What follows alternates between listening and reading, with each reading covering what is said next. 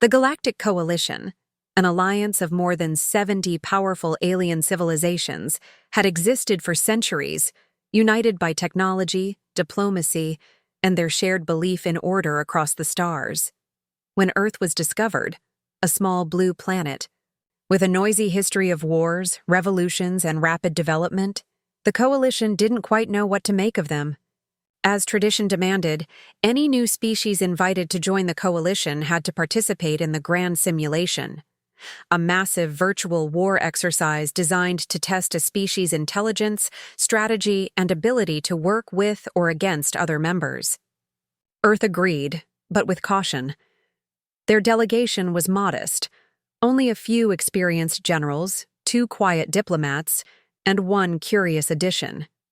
Dr. Mara Ikenna, a historian with no military rank but a deep understanding of how humans had fought, lost and won throughout their chaotic past. On the shining space station orbiting a distant star, the War Council gathered. Aliens of all shapes and sizes filled the hall, creatures with wings, scales, shells, and glowing eyes. When the human delegation presented their strategies, based largely on Earth's long military history and psychological tactics, the reaction was swift and sharp. Many laughed. Some scoffed openly. A tall, green-scaled admiral from the reptilian Rax dynasty leaned forward and mocked. Humans plan like children playing chess without knowing the rules. Others murmured in agreement, quoting old Coalition proverbs that claimed brute strength and speed won wars, not words or tricks. Earth's tactics, drawing from books like The Art of War and real conflicts such as world wars, guerrilla battles, and Cold War standoffs, seemed outdated and foolish to the more technologically advanced species. Their simulation opponent would be the Zoltec, a brutal warrior race known for their aggression and record of never losing a single mock war in over 2 centuries. With their fleets designed for overwhelming force and their command chain optimized for speed, the Zoltec had crushed every challenger before. The match seemed cruel, even to some observers, as Earth's fleet, consisting mostly of automated scout ships and basic intelligence networks, stood no chance on paper. But Mara said little. She simply watched, took notes, and occasionally whispered to the young tactician beside her. While others planned space battles and missile formations, she studied the way alien minds reacted to stress, how their decision trees worked, and where logic could be turned against them. No one noticed. No one cared. In the eyes of the Coalition, the humans were just another primitive race about to be humbled before the galaxy. They didn't expect what was coming. They didn't see how a species that had survived its own destruction time and time again might just have a different kind of warfare in mind, one without ships, without shots, but filled with something far more dangerous: unpredictability. As the simulation countdown began and the Zoltec fleet moved into formation, many delegates leaned back in their chairs, ready for the spectacle. They were expecting a fast, one-sided defeat. But back in the quiet human command room, Mara simply looked at the timer and smiled faintly.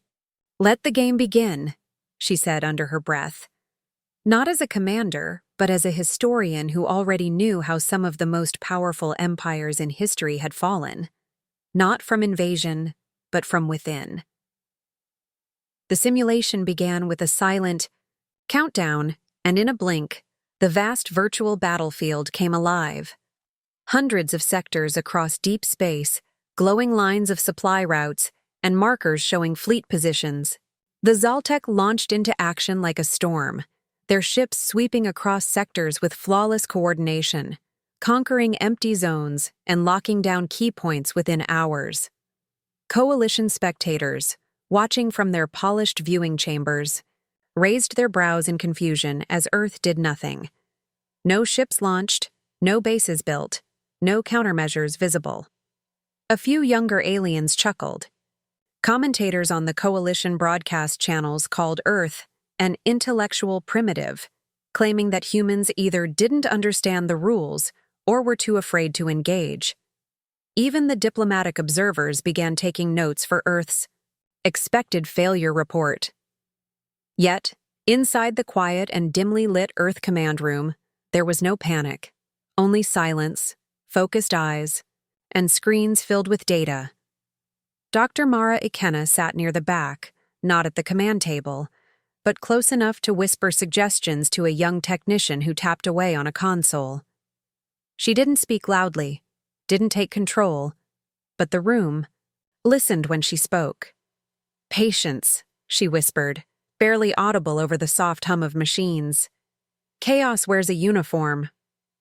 On the battlefield display, nothing about Earth's strategy made sense, because from the outside, it looked like they had no strategy at all. But strange things began to happen. Quiet things. Background things. A Zaltec squadron suddenly turned in the wrong direction, thinking it was ordered to defend a sector that wasn't under threat. Another unit vanished, only to reappear hours later in a different quadrant, unable to explain why. Confusion spread through the Zaltec communication network. Their orders, usually crisp and direct, now seemed out of sync. Some captains hesitated, fearing they had received manipulated data. Others reported false alerts, phantom enemy signals, that drew their forces away from the front lines. Coalition observers began to frown. The simulation interface flickered now and then, too subtle to call a glitch, but enough to raise eyebrows. An investigation into Earth's code was launched, but nothing illegal was found. Earth wasn't hacking or breaking the rules.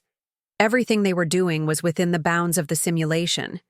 It was just unexpected. The truth was, Earth had spent most of its preparation not on ships or weapons, but on understanding how the simulation's systems worked, its logic patterns, its reaction scripts, and how alien fleets used automated decision-making.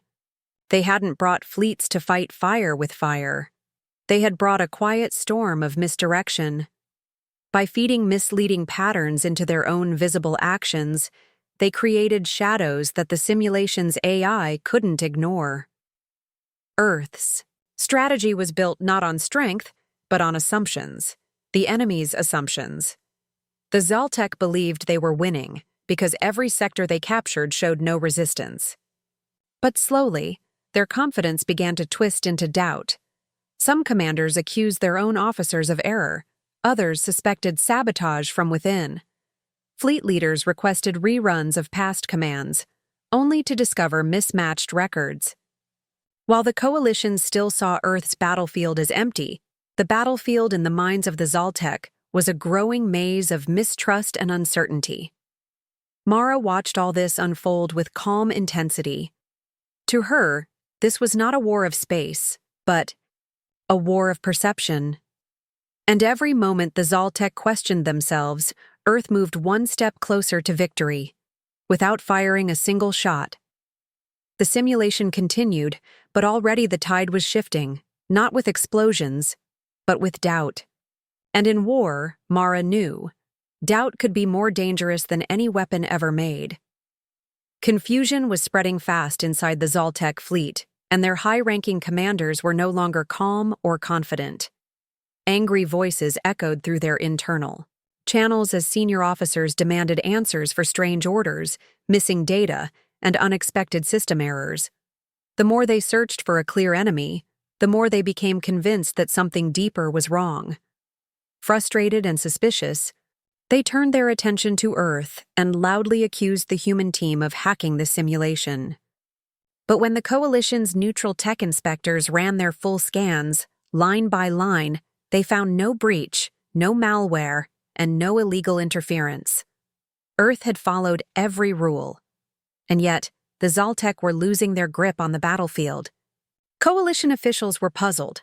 How could humans cause this much disruption without firing a weapon or moving a fleet? The answer was simple, but it was not something the Coalition had seen before. Humanity's strategy was not military in the traditional sense. It was psychological. Instead of trying to overpower the Zaltec with force, Earth had focused on planting ideas, small, quiet lies that spread like seeds in the enemy's mind. Using only the communication tools allowed by the simulation, they had created fake signals, leaked false mission logs, and even inserted fabricated messages into old records, as if they had always been there. The brilliance of the plan was not in the messages themselves, but in where and how they appeared. Always just believable enough to spark doubt, never too obvious to be dismissed. Some suggested that a Zoltec admiral had been replaced. Others claimed that orders had been altered after being sent. A few logs hinted at betrayal from within, as if one fleet was planning to ambush another. Slowly, the tightly held trust among the Zoltec officers began to crumble. Instead of focusing on the human threat, they turned on each other, questioning the loyalty of their peers and wasting precious time verifying every command. The simulation's artificial intelligence, designed to model realistic behavior based on the input it received, responded exactly as expected. It tracked the growing disorder, the missed communications, the sudden refusal of ships to follow standard protocols. It began applying penalties to efficiency, morale, and coordination. Entire chains of command collapsed, not from attack, but from suspicion. Orders were delayed. Fleets waited for confirmation that never came. In some cases, ships simply ignored their superiors, unsure if they were being tricked or led into a trap. Back in Earth's command room, Dr. Mara Ikenna watched the unfolding chaos with quiet focus. She hadn't touched a weapon. She hadn't issued a single aggressive move. But her strategy, built on centuries of human history and the careful study of fear, was working perfectly. Where other species trusted systems and structure, humans had long learned how easily those things could be shaken. And in this simulation, built to model real behavior under stress, that made all the difference. Coalition leaders were still watching in disbelief. They had seen battles with firepower, speed, and sheer force, but never like this. Earth's screens remained mostly still. Their moves could barely be seen, but the Zoltec were collapsing from the inside, and the longer it went on, the harder it became to hide. What had begun as a test of ships and strength had turned into a test of thought, and the humans, quiet, underestimated, and precise, were proving that victory didn't always come from the barrel of a gun. Sometimes it came from doubt, planted, like a whisper, growing louder in silence. It happened without warning. The Zoltec flagship, the heart of their simulated command fleet, suddenly withdrew from the main battlefield, turning its massive hull away from the central sector and vanishing into deep space. The move shocked the other Zoltec commanders, especially when the flagship's crew claimed they were following a classified directive that none of the other fleets had received. Confusion spread like fire. Within minutes, other Zoltec units began arguing over communication logs, trying to determine if a new set of battle plans had been issued or if the flagship had gone rogue. With their leadership gone, ships from two different Zoltec squadrons misidentified each other as hostile. A mistimed maneuver led to a collision, and then, weapons that were meant to be virtual deterrents turned inward. Fleets that had never known defeat began engaging each other by accident, and once the first strike was made, suspicion turned into panic. Human commanders watched it all unfold in near silence. They didn't need to speak much. Every strange move, every mistaken engagement, every miscommunication was calmly recorded and filed into their report. Earth had still not launched a single major fleet. Their ships remained in standby mode, quietly observing, gathering data, and maintaining their cover. Coalition observers, watching the simulation from the High Council chambers, were stunned. They had never seen anything like it, an enemy force tearing itself apart without a single external attack. Charts that usually tracked enemy pressure now showed rising instability inside the Zoltec hierarchy. Some coalition analysts tried to find an explanation in the code, suspecting malfunction, but every check confirmed the simulation was running smoothly. Earth had done nothing illegal, nothing direct, and yet their enemies were falling to pieces. That was when a coalition diplomat turned to the Earth delegation and, half-jokingly, asked, What move did you make to cause all this? Dr. Mara. Ikenna, who had been quietly sipping a cup of tea in the corner of the command room, gave a small smile and replied calmly, "We played the oldest strategy of all. We let them defeat themselves." Her voice was soft, but the message was clear. While the other species in the coalition had been trained to see war as force against force, humans had learned through their long, often painful history that battles are also fought in the mind. Trust, fear, confusion. These were weapons as sharp as any blade, and Earth had used them with perfect timing. By feeding the Zoltec false orders and hinting at betrayals from within, the humans had created just enough uncertainty to make their enemies question everything. Once doubt took root, the Zoltec's own complex command structure turned against itself, following rules that no longer made sense, and trusting data that could no longer be verified. The Coalition Council watched as the simulation continued, now fully aware that Earth's role in the war was not about movement or numbers, but about control of perception. And Mara, who had never worn a uniform, never given an order to fire, had just turned the strongest fleet in the galaxy into its own worst enemy. Somewhere deep in the simulation, a Zoltec captain sent out a final message before disconnecting his ship's systems. "We are fighting ghosts." But they weren't ghosts. They were ideas, planted with precision by a species that understood the mind was the first battlefield. And in that quiet space, Earth had already won half the war. By the 10th day of the simulation, what had started as a routine test of Earth's strategic ability had turned into the most talked-about event in Coalition history. The Zoltec, once feared for their unmatched strength and record of victories, made a shocking announcement. They were officially withdrawing from the simulation. Their message was brief, offering no excuses, only a formal statement of disengagement. When the simulation records were opened and analyzed, the numbers left the entire council in disbelief. A staggering 87% of the Zoltec's simulated losses were caused by their own actions, friendly fire, system mismanagement, and command breakdowns. The remaining 13% of their forces were simply listed as missing, which the simulation's AI interpreted as likely desertion or internal mutiny, something never seen before in a species known for strict discipline. Emergency meetings were called. Coalition leaders scrambled to understand what had just happened. Many accused Earth of cheating, suggesting they had found a backdoor into the system or used some secret code to manipulate the simulation. But after a full legal and technical review, the verdict was clear and final. Earth had done nothing outside the rules. No software had been altered. No external systems had been used. Every move they made had followed the simulation's protocol.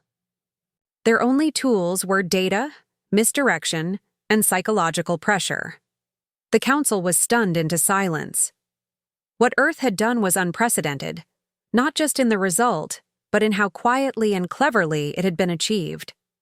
While most species relied on direct combat or technological superiority, the humans had taken an entirely different path, one that challenged everything the simulation had been designed to measure. They had turned the enemy's strength, its trust in rigid command systems, into its greatest weakness. Information became a weapon, and confusion became a strategy. An avian diplomat, known for rarely speaking during military sessions, finally broke the silence by murmuring, "They turned our own simulation against us." His voice, though quiet, carried across the chamber and no one argued. It was true.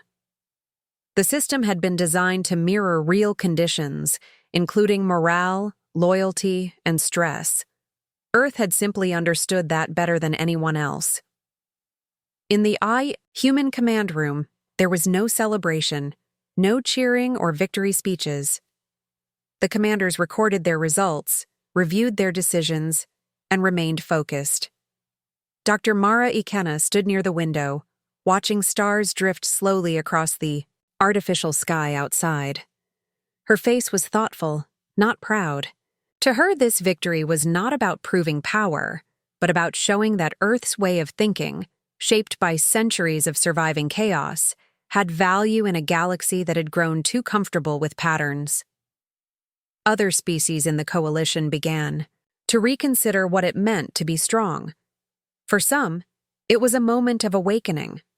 For others, it was uncomfortable. They had seen a new kind of warfare, one that did not rely on numbers or ships, but on doubt, disruption, and timing. Questions filled the air. How much more did humans know? Could they be trusted in a real conflict? What else had they studied while everyone else was preparing for battle? But none of those questions had answers yet. For now, there was only one fact. The Zaltec had been defeated without a single direct attack, and Earth had done it using only their minds. That, in itself, changed everything. The days after Earth's unexpected victory were filled with whispers, meetings, and a sudden shift in how the galaxy viewed the small blue planet that many had once ignored. Earth, once dismissed as a child race barely worthy of a seat at the coalition's edge, was now at the center of every military and political conversation. High-ranking officers from dozens of alien species, many of whom had barely acknowledged Earth's presence before, now lined up to speak with human delegates. Some came with curiosity, others with concern, but all of them came with respect. Military attachés from old warlike civilizations requested private sessions with Earth's tactical team, asking questions not about weapons, but about methods. How Earth had used information to shape a battlefield, how they had understood the limits of structure and turned it into strength. Coalition academies, once proud of their centuries-old strategies and doctrines, began requesting full translations of Earth's war literature. Ancient Earth names like Sun Tzu, Clausewitz, and even modern intelligence analysts suddenly became figures of deep interest in alien lecture halls. The coalition began referring to Earth's style of planning as fourth-dimensional warfare, a phrase that quickly spread across the strategic community. It described a type of thinking that wasn't bound by space, time, or technology, but by layers of human insight, unpredictability, and perception. Earth hadn't just won a simulation, they had introduced an entirely new way to think about conflict. In the middle of this storm of attention was Dr. Mara Ikenna, who had never planned for fame, only understanding. She received a formal invitation from the coalition's most prestigious war college to give a lecture on Earth's strategy. The message, encrypted and ceremonial, carried more weight than any medal. It was the kind of honor usually reserved for legendary generals, not historians. Mara read the message once, then again, then placed it carefully on the table beside her. She didn't say yes right away. Instead, she responded with a counteroffer. She would accept the invitation only if Earth was granted peaceful access to the coalition's historical and military archives. It was a bold request, and not one usually granted to new members. But, after what had happened in the simulation, the coalition could hardly say no. A few hours later, the offer was accepted. Mara smiled, not out of pride, but out of quiet satisfaction. For her, this was never about proving Earth was better. It was about showing that Earth could stand among the stars not with weapons, but with wisdom. When asked by a coalition journalist why Earth had chosen such a subtle path instead of open confrontation, Mara simply replied, "We never wanted war, just to be taken seriously." Her words were quoted across hundreds of planets, translated into dozens of languages, and discussed in forums and council rooms alike. Back on Earth, the news spread quickly. Scientists, historians, and diplomats celebrated, not a military victory, but the recognition of Earth's mind and its ability to adapt in a galaxy full of giants. Some called it the beginning of a new age. Others called it a quiet revolution. Whatever it was, one thing was certain. Earth was no longer a shadow in the galaxy. It had earned its place not with power, but with patience, precision, and the understanding that sometimes the sharpest blade is the mind itself. Months passed, But the echoes of Earth's quiet victory in the simulation never faded. Across the galaxy, debates still stirred in council chambers, academies, and war rooms about how a young species had managed to turn an age-old system on its head without firing a single shot. Then came the final and most unexpected moment. The coalition, in a rare unanimous vote, offered Earth full membership, not as a junior observer or peripheral voice, but as a core member of a newly formed Strategic Advisory Council, a body designed to rewrite the rules of interstellar defense and diplomacy. Earth, once underestimated and overlooked, was now being asked to help shape the future of the galaxy. The message was loud and clear. Respect had been earned not by might, but by mind. The simulation had not recorded a single human casualty, and not a single fleet had been lost. Yet it was called one of the most decisive wars in coalition history. It became a case study on the power of intellect over instinct, of patience over pride, and of misdirection used not as deception, but as strategy. Human psychological insight, honed over centuries of political games, cold wars, and asymmetric conflicts, had become their greatest strength. When Dr. Mara Ikenna returned to Earth, she did not arrive to the sound of military parades or fireworks. Instead, she stepped off the shuttle into quiet applause from her peers, a simple welcome from scientists, scholars, and the young cadets who now studied her every decision as part of a new Earth curriculum on interstellar diplomacy. She refused medals, declined statues, and instead asked that Earth invest in building new institutions for knowledge sharing between species. What she brought back was not a trophy, but something far more valuable. Earth had earned the respect of a galaxy that once dismissed them as chaotic, emotional, and undisciplined. Now, they were seen for what they truly were: adaptable, unpredictable, and deeply strategic. On dozens of planets, Earth's simulation strategy was dissected and discussed, translated and debated. The phrase, fourth-dimensional warfare, became standard in coalition training, with human literature and philosophy now required reading for elite officers. And while many admired Earth's restraint, a quiet question began to circulate, spoken behind closed doors and in the private messages of other advanced civilizations. If this is what humans can do without using weapons, what would happen if they ever decided to use them? It was not a threat. It was a warning shaped by awe, not fear. A realization that the human mind, when sharpened by experience and guided by purpose, could be as formidable as any fleet or arsenal. The galaxy now knew that Earth's greatest strength was not its ships or soldiers, but its way of thinking. And that changed everything. In this silent victory, humanity had done more than win a simulation. They had redefined what it meant to be powerful in a galaxy that had long measured strength in steel and fire. Now, strength was also seen in silence, in subtlety, and in the long game of understanding how others think. Dr. Mara Ikenna, sitting once again in her quiet study, on Earth, watched the stars through her window. She said little, wrote often, and advised quietly when asked. She had done what she came to do, not to conquer, but to show that humanity belonged not just among the stars, but at the table where futures were shaped. And as other worlds watched Earth with new eyes, they prepared, not for war, but for dialogue. Because now they understood. Earth had arrived, and they would never be overlooked again.